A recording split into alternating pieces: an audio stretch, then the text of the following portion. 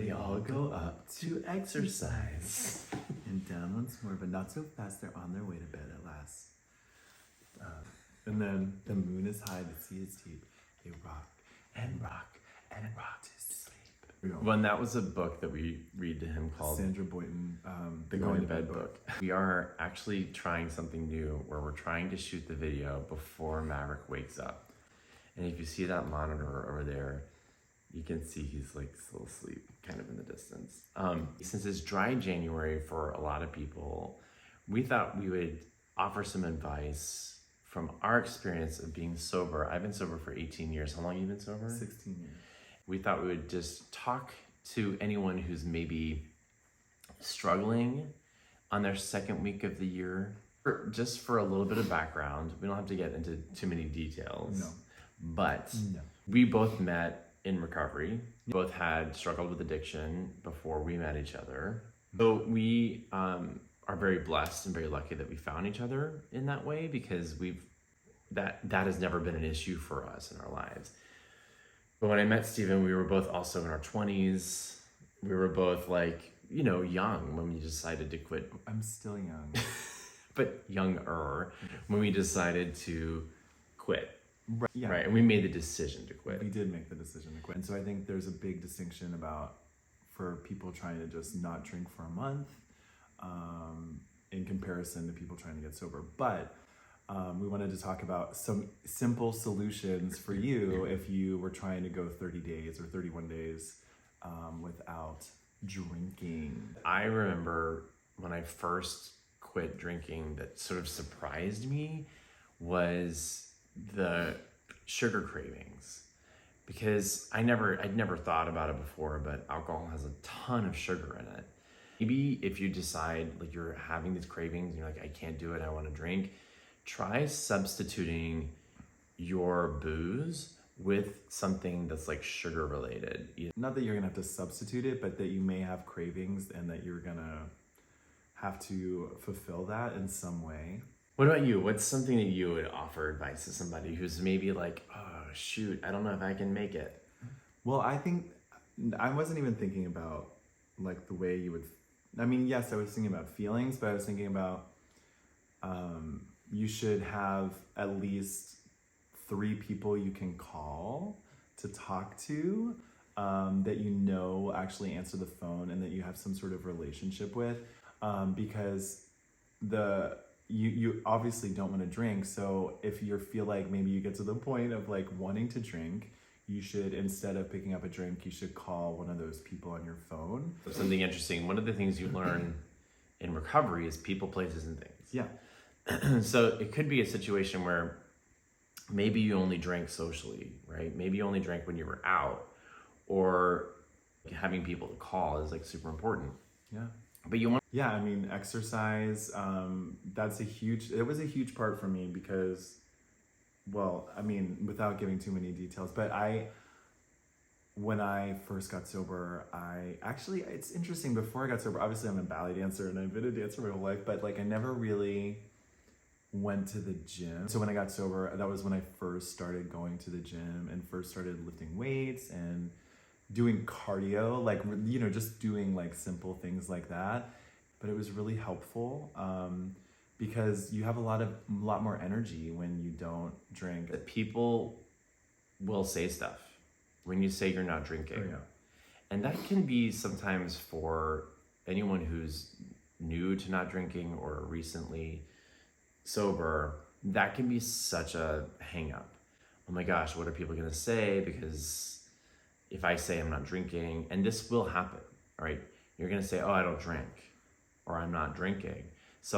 It triggers somebody else's own self-consciousness around their own behavior. So usually if somebody says something or asks a question, it has nothing to do with you, that's their own stuff. And the more you can be prepared for that, the better. Yeah, and also I will say, there's a difference between, Dry January and not drinking. And not drinking because you have a drinking problem. Right. But maybe you might discover that in your dry January-ness. But so you can come up with all kinds of reasons to tell Yeah, your so friends, here's some you know. excuses. Yeah. Here's some things you can say to people if somebody says to you, "Oh, why?" Or "Oh, you're not drinking? Do you have a problem?" Or whatever. Someone's going to say something. It will happen. Yeah. So you can always say, it's dry January, so I've decided not to drink this month. Yeah. And someone will go, "Oh, good for you," and they'll probably like raise a glass and drink. Or you can say, one of my favorites was say, "Oh, I'm on antibiotics right now." You could always say that, right? You could say, That's a really good one. Yeah, you could say, "Oh, I found out I have an allergy right now. Like I'm allergic to it." Yeah. Um, What else could you say? you could also just say, but I think the dry January is a good one. Yeah.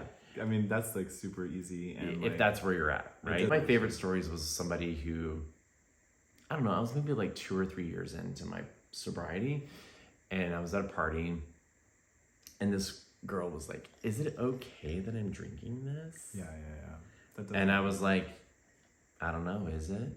I have everything because I don't drink. And for me, like, I don't drink not because I was like, oh, maybe, but you know what? Maybe when I was much younger, the dry January would have revealed to me, wow, life is better without a drink. But things had to happen for me to understand that I actually have an issue, right? Or a problem. Everything is possible for me without a drink, and like nothing is really possible for me with a drink. So Whenever there are challenging situations in our life and we get through them without drinking or doing drugs, for me personally, I find that to be a bigger high, to have gotten through something challenging without numbing out or trying to avoid the feelings. Or I find that to be a bigger high than any drinking or drug ever, right? And like that still feels true to me. Like,